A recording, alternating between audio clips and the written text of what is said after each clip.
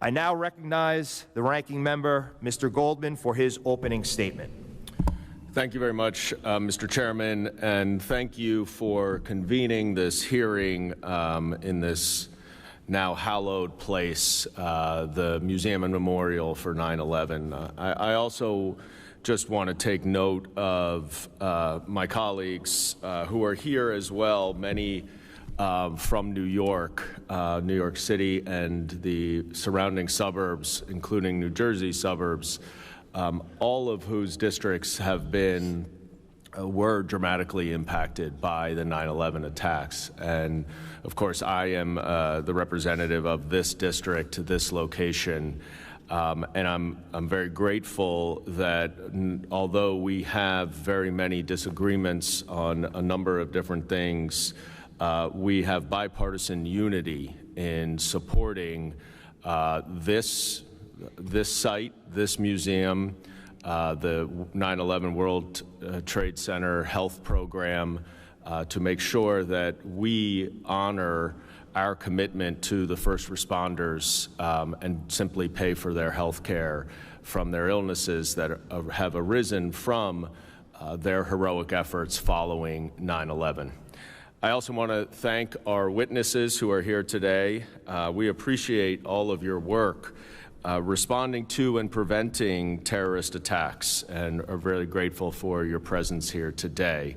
I think the American people do not realize how many potential terrorist attacks are thwarted by the fine men and women in law enforcement. You don't hear about those for good reason, but I know from my former years as a federal prosecutor that they happen far more frequently than you would realize. First, Deputy Commissioner Pfeiffer, I also just want to take a special moment to extend thank you for your service. You are a hero and among the brave first responders who responded after those horrific attacks and have continued your fine service to our country.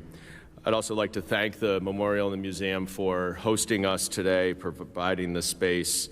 I've been to the museum several times. It is incredibly powerful and moving, and it is a testament to the importance of that event that we honored yesterday on the 22nd anniversary, which we will do every year as a reminder that we can never forget what happened on 9/11.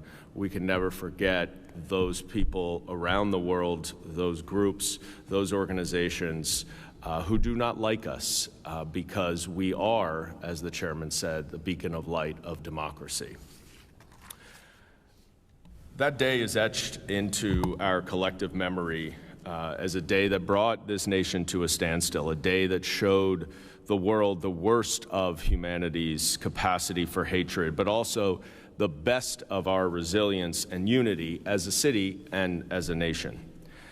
And on that fateful Tuesday morning, beautiful skies, as we all remember and is commemorated in this museum, 19 terrorists hijacked 4 commercial planes, flew 2 of them into the 2 towers of the World Trade Center, 1 into the Pentagon, and a 4th plane crashed in Shanksville, Pennsylvania, through the heroic efforts of passengers to thwart what was expected to be an attack on our capital. Nearly 3,000 people were killed that day, and I vividly remember I lived about a mile north of here on Hudson Street, and I will never forget watching streams of people covered in soot, dust. It looked like they had literally been showered on by a white soot, walking startled, silent up the street.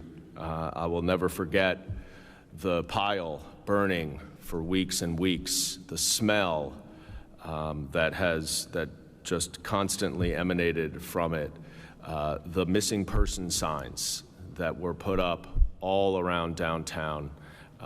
None of them were ever recovered.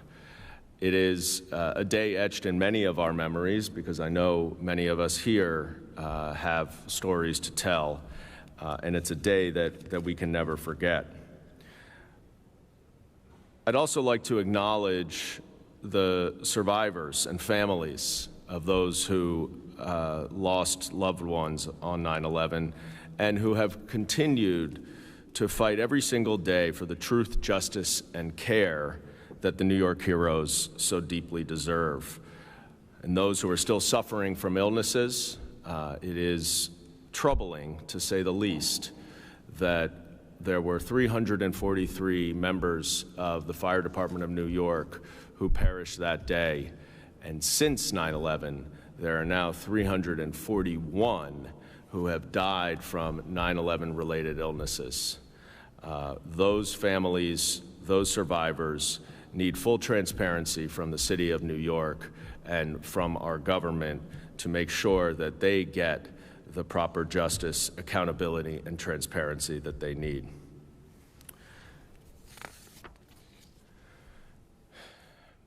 In the days and weeks following 9/11, the world watched as we came together in a display of unity and strength.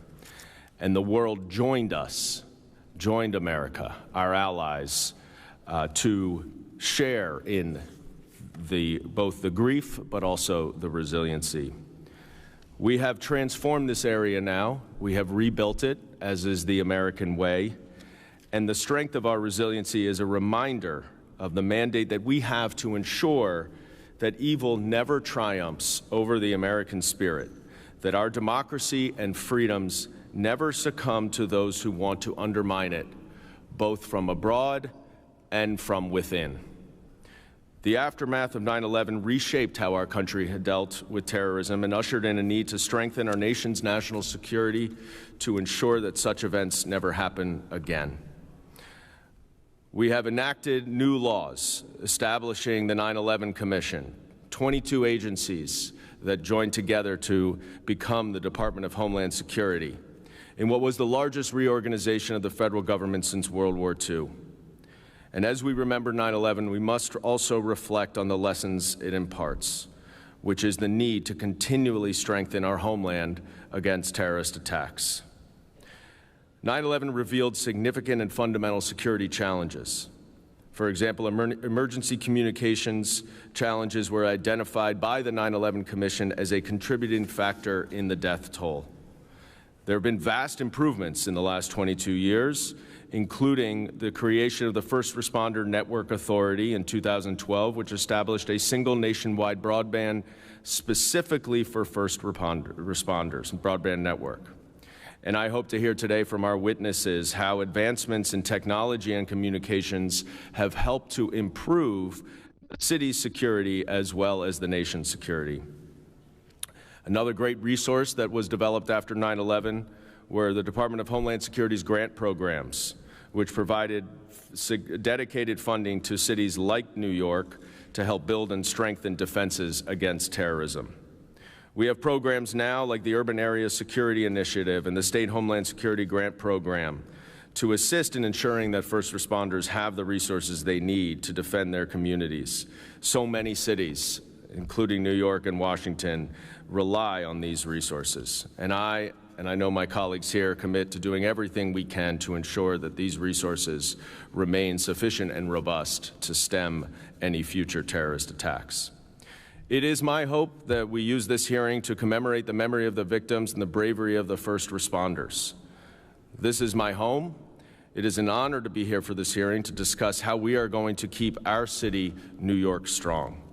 So let us recommit to working together, transcending our differences, and striving for a world where tragedies become relics of the past, and we work together to promote American democracy here and abroad.